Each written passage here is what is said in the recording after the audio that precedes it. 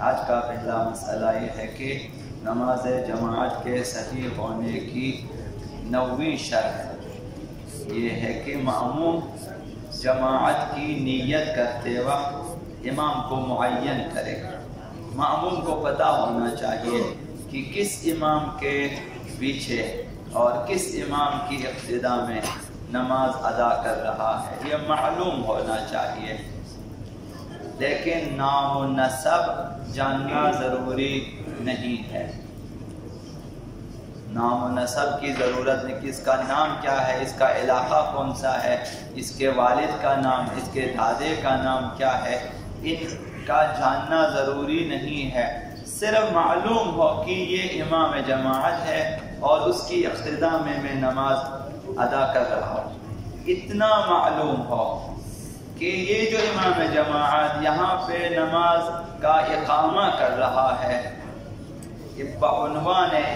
امام جماعت نماز پڑھ رہا ہے، اسی کی اقتداء کرتا ہوں، یہی معلوم ہو کافی ہے۔ نام و نسب جاننا، شجرہ نسب جاننا ضروری نہیں ہے۔ مثلا اگر نیت کرے کہ حاضر امام جماعت کی اقتداء کرتا ہوں، حاضر یہ جو امام جماعت اس وقت حاضر ہے، جہاں بھی آپ نماز بس سامنے آپ کو معلوم ہے کہ جس جماعت میں بیٹھا ہوں اس جماعت میں آگے ایک امام جماعت ہے، یہ معلوم ہے آپ کو، اور اسی معلوم کی بنیاد پر آپ نیت کریں اسی امام جماعت کی اقتداء میں نماز ادا کرتا ہوں، تو یہ کافی ہے، نماز با جماعت صحیح ہے اس کی۔ اگرچہ نیت کو زبان پہ نہ لائے، نیت کو زبان پر جاری کرنا ضروری نہیں ہے، یعنی نیت کے الفاظ اور کلمات کو زبان پہ جاری کرنا، بولنا ضروری نہیں ہے۔ دل میں ارادہ کرے یہ امام جماعت ہے، اس کی اقتداء میں یہ نماز ادا کر رہا ہوں، مثلا نماز فجر، مثلا مغرب، مثلا عشاء، تو یہ کافی ہے۔ یہ ایک شرط ہے، حتماً نیت میں آپ کو پتہ ہونا چاہیے کہ نیت اقتداء ہو ایک، اور اسی نیت اقتداء میں امام بھی معلوم ہو آپ کو۔ مثلا یہ جو سامنے بیٹھا ہے آپ کو نہیں معلوم نام کیا فلان وغیرہ معلوم نہیں، یہ جو امام ہے بس جو آپ کو پتہ ہو کہ یہاں پہ ایک نماز امام جماعت ہے اور وہ نماز ادا کر رہا ہے، اور اس کی اقتداء میں جو باقی مومنین نماز پڑھ رہا، آپ بھی اسی کی اقتداء میں نماز ادا، اتنا معلوم ہو کافی ہے۔ تو اقتداء کی نیت کریں اور امام جماعت معلوم کی اقتداء کی نیت کریں۔ دوسرا مسئلہ یہ ہے کہ نماز جماعت کے صحیح ہونے کی 10ویں شرط یہ ہے کہ امام جماعت میں نماز اقامہ کرنے کی شرائط موجود ہو، یہ مأمومین کے لیے ضروری ہے۔ جو بھی مأموم اقتداء کرنا چاہتا ہے اس کے لیے جو ہے ضروری ہے کہ اسے کم از کم اتنا معلوم ہو کہ یہ جو امام جماعت ہے اس میں یہ جو امامت کی شرائط موجود ہے۔ مثلا بالغ ہے، نابالغ نہیں ہے، تو اگر ایک نابالغ قاری جس کی قراءت بھی درست ہو اور اس کی نماز بھی درست ہو، لیکن وہ اس کی جماعت میں آپ اقتداء نہیں کر سکتے چونکہ نابالغ ہے، تو لہذا بالغ ہونا ضروری ہے۔ اور دوسری چیز عاقل ہونا ضروری ہے، اچھے برے کی تمیز کرنے والا امام جماعت ہونا، عاقل یعنی دیوانہ نہ ہو۔ اگر ایک امام جماعت مثلا ذہنی توازن درست نہ ہو اور وہ اگرچہ ٹھیک نماز پڑھا سکتا ہو، نماز یعنی قراءت درست ہے، مثلا اس سے آپ پوچھیں بہت کچھ اسے معلوم ہے، لیکن چونکہ اس کا ذہنی توازن صحیح نہیں ہے تو اس کی اقتداء نہیں ہو سکتی ہے۔ اور تیسری شرط یہ ہے کہ عام حالات میں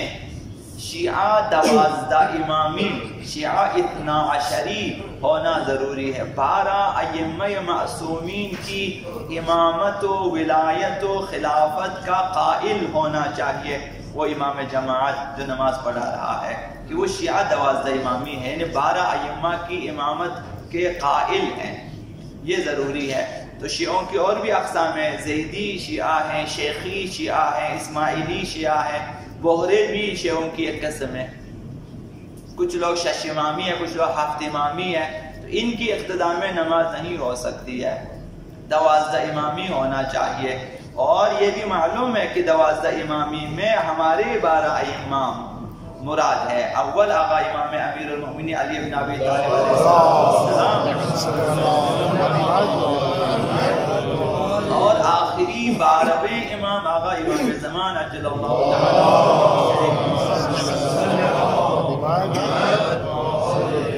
یہ ہونا چاہیے، تو مأموم کو یہ پتا ہو، کسی طرح سے بھی معلوم ہو،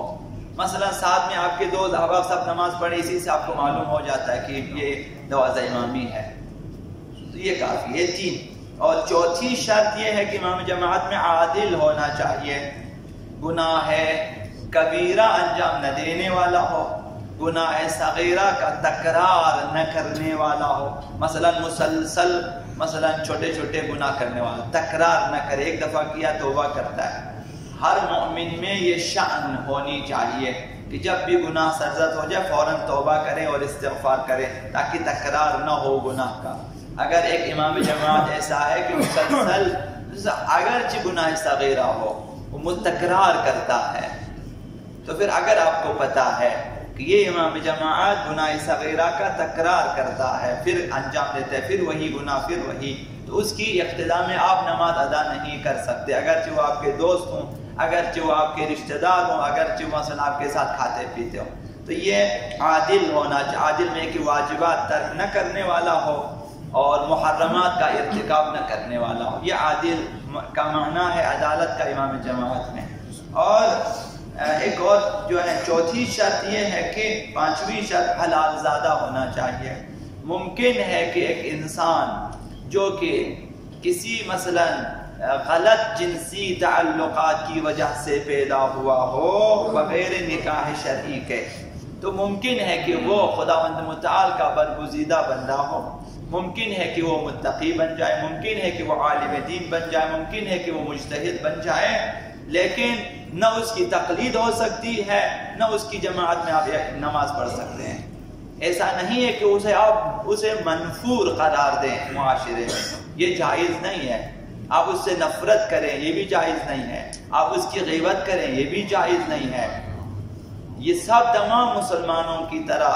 اس کے بھی حقوق ہیں، صرف شرعی بعض چیزیں اس کے لیے جائز نہیں ہیں، مثلا یہ مرجع تقلید بننا جائز نہیں ہے، امام جماعت بننا جائز نہیں ہے، مثلا قاضی بننا، مثلا اسی طرح سے بعض چیزیں اس کے لیے جائز